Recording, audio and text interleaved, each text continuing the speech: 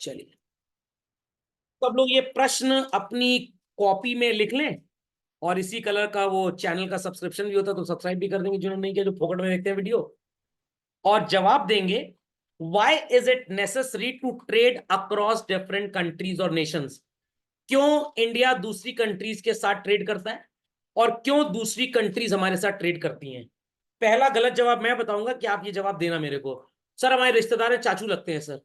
चाचू और मामू को जेब में रखिए और सोच के जवाब दीजिएगा। Why we have interest in doing trade with other countries and why other countries have interest in trading with us, that is India children। तो भाई जवाब ढेर सारे मिले, तो मैंने भी कुछ जवाब यहां पे तैयार किए हुए आपके लिए। To gain from those products and services जो इंडिया में अवेलेबल नहीं है बच्चों, वो आप बाहर से खरीद सकते हैं, और जो चीजें बाहर अवेलेबल हैं बट इंडिया में नहीं है वो हम बाहर से ले सकते हैं। सो पहला आंसर यही है, things not available in foreign countries they can buy from us, things not available in India we can buy from them. Second answer is this, हमारे यहां ये डिजिटल पेन बन तो सकता है बट ये बनेगा 70 रुपए में, चाइना इसको 8 रुपए में बना लेता है। कहां पे सस्ता बन रहा है? चाइना में। तो हम कहां से खरीदेंगे? हम चाइना से खरीदेंगे बेसिकली। Is that clear? या मान लीजिए कि ये प्लास्टिक का कवर है, वायर को कवर करने वाला, ये इंडिया में 1 रुपए का बनता है, चाइना में 10 रुपए का बनता है, तो चाइना कहां से खरीदेगा? इंडिया से। तो many a times things are not available, इसलिए हम बाय सेल करते हैं, इंपोर्ट एक्सपोर्ट करते हैं।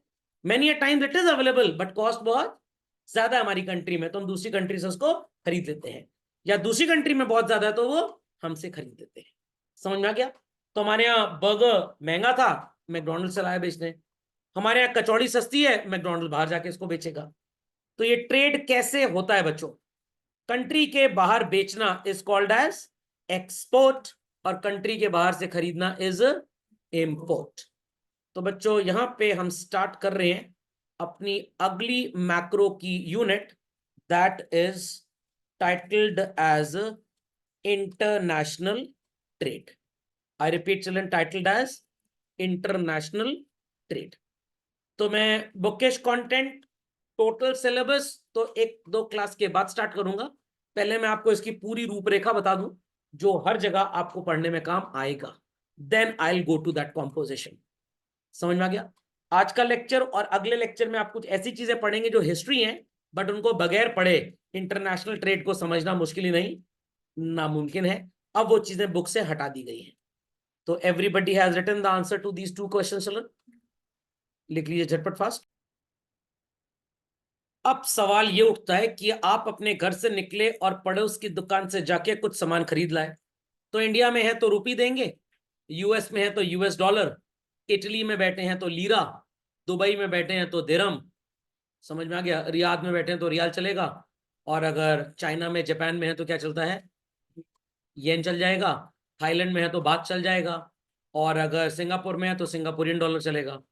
बट अगर एक इंडियन यूएस से कोई सामान खरीदता है बच्चों, तो in that case American seller कौन सी करेंसी एक्सपेक्ट करेगा हमसे? डॉलर ही उसके देश में चलता है तो वो चाहेगा डॉलर उसको मिले। बट हमारे पास क्या डॉलर होते हैं? तो हम क्या शाहिद कपूर को पढ़ के डॉलर बनवा लें? यार अपने देश का तो बना पा रहे, थोड़ा उनका ही प्रैक्टिस कर लो। तो हमारे पास तो रुपये होते हैं। तो क्या बच्चों हम एप्सन का बढ़िया 4K कलर प्रिंटर लेकर डॉलर छापने चालू कर दें? फिर पुलिस हमको छापना चालू कर देगी। तो इन दैट केस आपको करना क्या पड़ेगा? आपको उनकी करेंसी का कहीं से जुगाड़ करना पड़ेगा। जुगाड़ मतलब छापना नहीं पड़ेगा, उनसे करेंसी लेनी पड़ेगी। तो इस commonly accepted medium of exchange को एक नाम दिया जाता है, and the name is what? Forex. तो फॉरेक्स बेसिकली कोई करेंसी नहीं होती है, फॉरेक्स एक सिस्टम होता है। आई repeat children, forex is a system and it is a short form for the bigger word foreign exchange. I repeat, foreign exchange का short form होता है फॉरेक्स। इतनी बातें समझ में आ गई? तो अगर आपने यूएस से कोई सामान खरीदा तो आप कौन सी करेंसी पे करेंगे? डॉलर। अगर आपने इंग्लैंड से कोई सामान खरीदा तो आपको कौन सी करेंसी पे करनी है? Pound sterling. अगर आपने पाकिस्तान से कोई सामान खरीदा, उनसे नहीं खरीदेंगे सर, अरे खरीद लीजिए, तो क्या पे करेंगे उनको? पाकिस्तानी रूपी।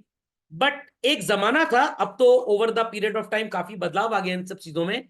एक जमाना था बच्चों, अगर आपको पाकिस्तानी रूपी भी चाहिए ना, तो पहले आपका जो इंडियन रुपी है वो डॉलर में कन्वर्ट होता है और फिर डॉलर कन्वर्ट होता है पाकिस्तानी रुपी में।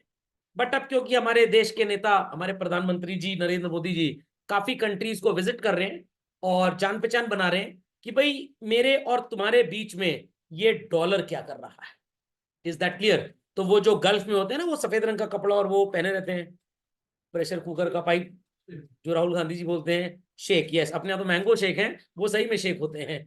तो उन लोगों से मोदी जी ने बोला कि भाई तुम्हारे बच्चों को सौरभ सर से पढ़ना है, सौरभ सर को तुम्हारे बच्चों को पढ़ाना है, ये जो बिडेन को काहे ले आए हो बीच में। समझ में आ गया? तो पहले उन कंट्रीज के सामने जो हमारी इज्जत थी वो एकदम दलिद्दर और सड़क छाप देश की तरह थी। अब जब हमने भी 2-3 बटन दबा के न्यूक्लियर अटैक कर लिए, मतलब अटैक क्या कर लिए, टेस्ट कर लिए, वो मैंने ही मिसाइल का मुंह उल्टा मोड़ दिया था, नहीं तोड़ जाती ऊपर। ओके, तो लोग समझ गए कि भाई लोग समझ गए हैं कि अब हम ही हम है, बाकी सब चीनी कम है। समझ में आ गया? तो अब लोगों के सामने हमारी भी कुछ हैसियत हो गई है। तो पहले आप हमेशा उस सो कॉल्ड एक उंगली कटे को ले जाते थे अपने साथ लड़ाई करवाने के लिए। जब आपने मोहल्ले में 2-4 कंटाप मार के लोगों को बेहोश कर दिया तो लोग समझ गए कि आपके अंदर भी कुछ दम है, आप चीनी कम नहीं है। तो काफी कंट्रीज से हमारे इंटरनेशनल रिलेशन अब ऐसे हो चुके हैं कि हम उनसे प्रोडक्ट खरीदते हैं और सीधे अपना रुपी ही देते हैं और वो देश रुपी लेने को तैयार है। तो पहले जब यूनाइटेड नेशंस बना, जो अमेरिका की और सो कॉल्ड रशिया की, चाइना की, जापान की किट्टी पार्टी है, ये दूसरी कंट्रीज पे रेस्ट्रिक्शन लगाते थे और इतना ज्यादा इनकी दादागिरी चलती थी कि सब इनको मान भी लेते थे। अब पता लग गया कि भाई वो हवाई जहाज उछेड़ दिया गया बिल्डिंग के अंदर, किसके अंदर कितना दम था आप समझ में आ गया। हमारे तो कभी ऐसा कुछ हुआ ही नहीं, हमारे तो इतनी कभी हिम्मत ही नहीं हुई। समझ में आया कि नहीं आया? नहीं समझ में आया? समझ में आ गया? वो स्टूडेंट मेरा नहीं था जो प्लेन चढ़ा रहा था, कुछ लोग सोच रहे कॉमर्स वाला था, प्लेन उड़ा रहा था तो बिल्डिंग में घुसेड़ दिया, जान पूछ के हरकत की थी उसने। और खैर ये तो भगवत गीता मैंने कृष्ण जी को डिक्टेट किया हुआ और लिखा भी है, जैसा करोगे वैसा भरोगे। तो दूसरे को परेशान करोगे तो तीसरा आपको परेशान करेगा, ताकि आप चौथे को परेशान ना कर पाओ। ये पहला आदमी बोल रहा है। Is that understood well children? Is that understood well? किसी दिन ओसामा चाचू की भी आपको स्टोरी सुनाएंगे, वो उतने बुरे थे नहीं जितना उनको पोर्ट्रे किया जाता है। मतलब जैसे मैं उतना बुरा हूं नहीं जितना होमवर्क के साथ जोड़ जोड़ के पोर्ट्रे किया जाता है। ओके, चलिए। तो अब मोदी जी कह रहे हैं रशिया वालों से, देखो भैया अमेरिका जो है ना सिर्फ हथियार बेच के लड़ाई लगवा रहा है हर देश के बीच में, तो भाई एक काम करते हैं उसको हटाओ।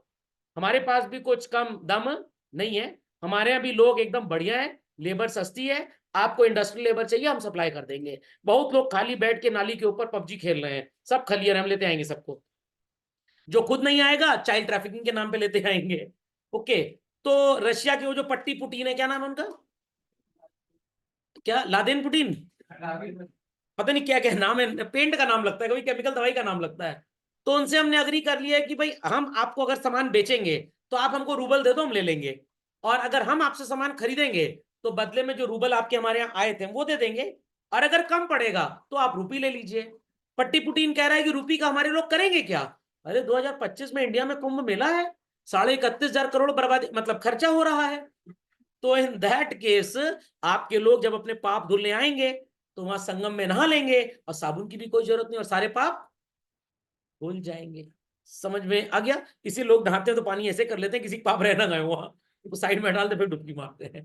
तो बातें समझ में आ गई बच्चों? तो इसलिए धीरे धीरे अमेरिका की दादागिरी खत्म की जा रही है।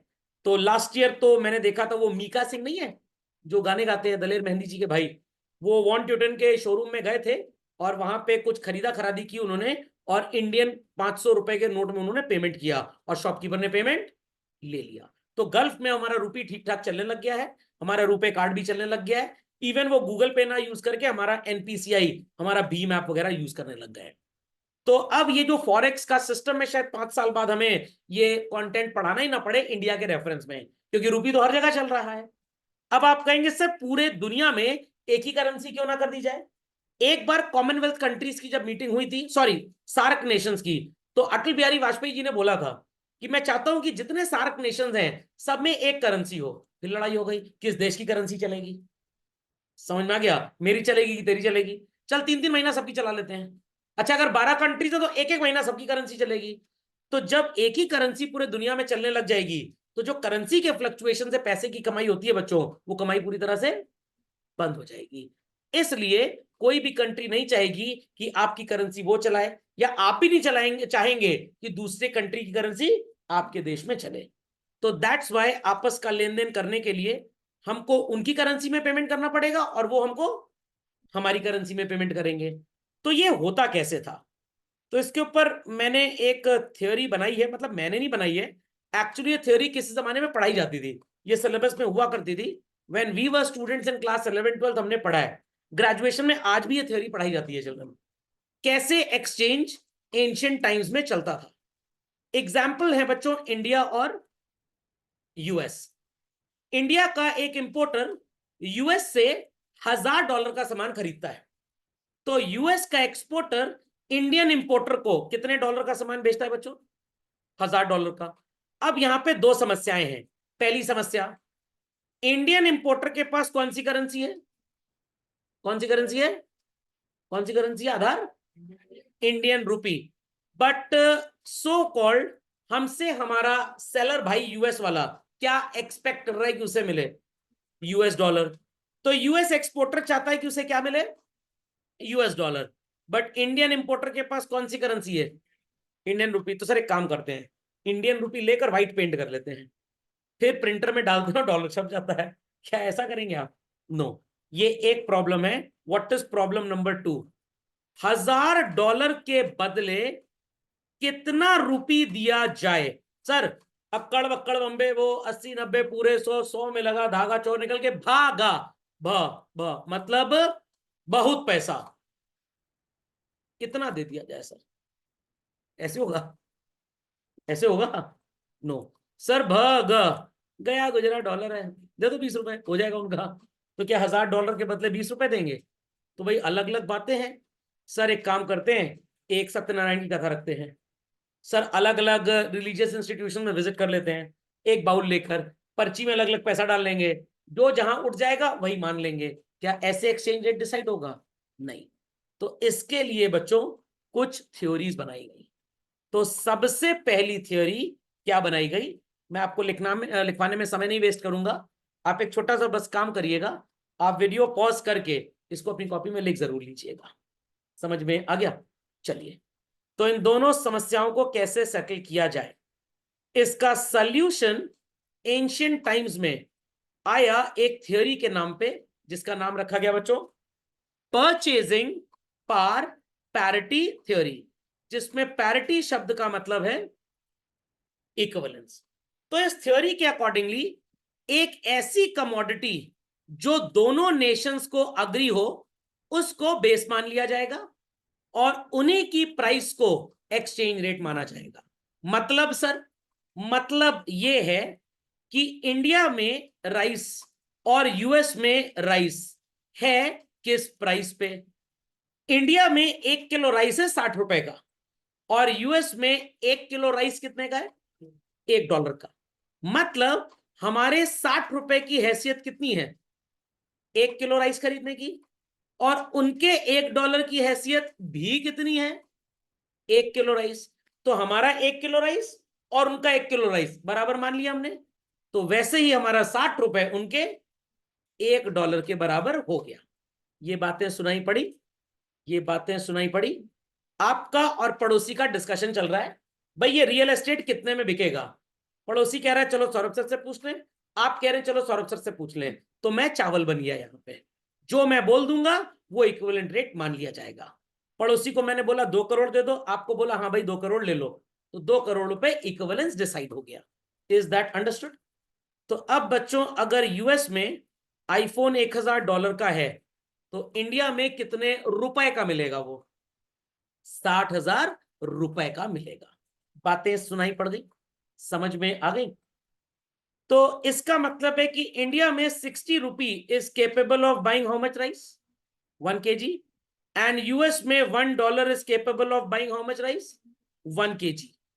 तो हमारे यहां और यूएस में 1 किलो राइस खरीदने के लिए जो पैसा दिया जाता है वही बन जाएगा हमारा एक्सचेंज रेट।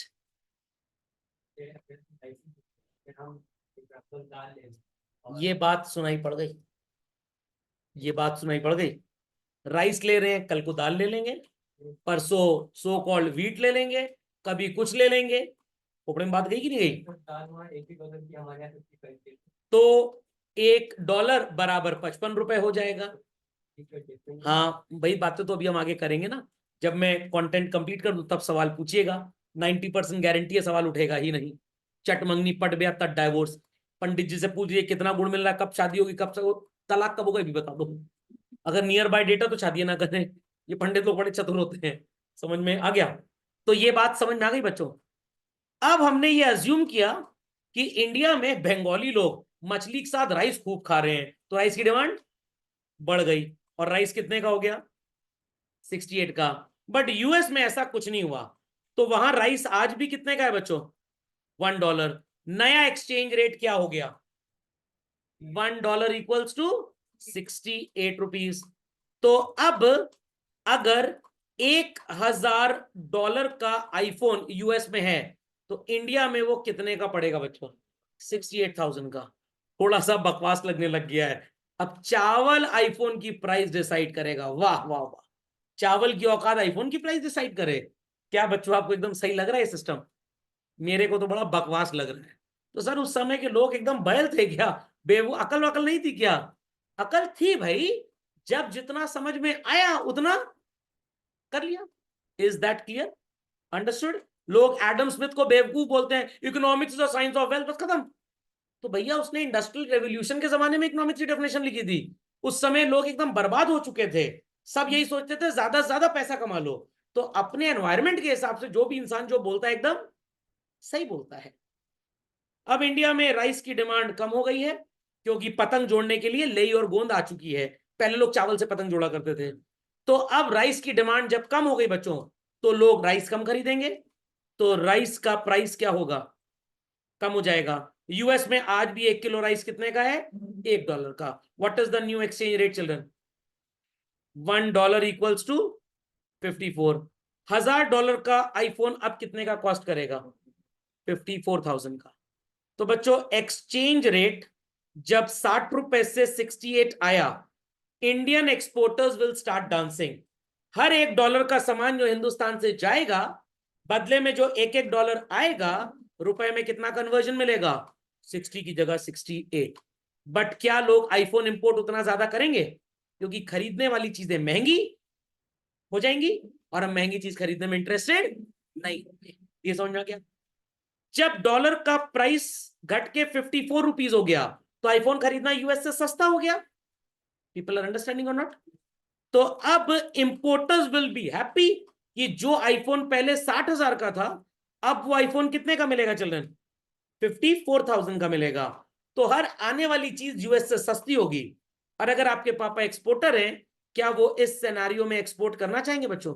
नो। क्योंकि हर $1 का सामान जब यूएस जा रहा है, तो बदले में उनको कितना रुपी मिलेगा? 54। पहले कितना मिला करता था? 60। तो उन्हें लॉस हो रहा है। तो एक्सपोर्ट्स कम हो जाएंगे बट इंपोर्ट्स बढ़ जाएंगे। तो अभी बीच में आदर्श जी ने प्रश्न किया था, सर राइस के बदले में दाल हो सकती है। मैं तो दाल में बाद में आऊंगा, मैं तो राइस की क्वालिटी की बात करूंगा पहले। क्या इंडिया में उगा हुआ राइस और यूएस में उगा हुआ राइस सेम क्वालिटी का होगा बच्चों? नो। तो इस थ्योरी को लेटर ऑन क्या कर दिया गया? अबैंडन कर दिया गया। किन ग्राउंड्स पे अबैंडन कर दिया गया चिल्ड्रन? क्वालिटी जो राइस की है, इंडिया में it could be different and बाहर it could be different. Is that clear? तो एक ऐसी कमोडिटी अग्री की गई जिसकी क्वालिटी में जनरली इश्यूज ना आए। और वो क्या होता है बच्चों? गोल्ड। बट ऐसा नहीं है। अगर आप केमिस्ट्री की बात करें, तो एक पर्टिकुलर माइन से निकला हुआ गोल्ड और दूसरी माइन से निकला हुआ गोल्ड, उसमें भी क्वालिटी में डिफरेंस हो सकता है। नहीं, कैरेट भी अगर आप 24 कैरेट बोलते हैं ना बच्चों, कोई गोल्ड 24 कैरेट नहीं होता है। अगर आप कभी गोल्ड की टेस्टिंग कराने जाएं, तो 23.86 से लेकर 23.97 तक की बस आपको नजर आएगा। और अगर कोई मशीन आपको 24 कैरेट दिखा रही है, समझ लीजिए प्रोग्राम्ड मशीन है, फर्जी टाइप की मशीन है ये। Got it clear? और अगेन ये मशीन इंडिया में है। अगर आप इंडिया में किसी अच्छी सिटी और स्टेट में गोल्ड की कैरेटेज चेक करवाएं, दुबई से खरीदा हुआ गोल्ड शायद आपको 23.97 दे दे। इंडिया की किसी माइन से निकला हुआ गोल्ड हो सकता है 22.97 ही बताएगा बस। और कोई मशीन इसको भी 23.96 बता देगी। तो अब मशीन आ गई हैं जो गोल्ड के बहुत अंदर तक रेस फेंक कर कैरेक्टरिस्टिक आइडेंटिफाई करती हैं, तो वहां 24 कैरेट होता ही नहीं है एक्चुअली में। खैर, हम कोई सोने चांदी की दुकान नहीं खोलने वाले हैं। तो अब हमने एक नई थ्योरी इजाद कर दी। क्या नाम रखा उस थ्योरी का? Mint parity. और मिंट का मतलब क्या है? गोल्ड। पीपर मिंट मत समझ लीजिएगा, मिंट विद द होल, वो अलग होती है। ये बात समझ में आ गई? तो अगले लेक्चर में इसको कंटिन्यू करेंगे। बहुत मजेदार थ्योरी है। जवाब मिल गया क्यों राइस को हटाया गया? पक्का? तो आप लोग को स्टार्टिंग से लग गया क्या बकवास कॉन्सेप्ट है सर। तो सही में सोसाइटी को भी ऐसा लगा और हम किस पे स्विच ओवर कर गए? चलिए, थैंक यू चिल्ड्रन।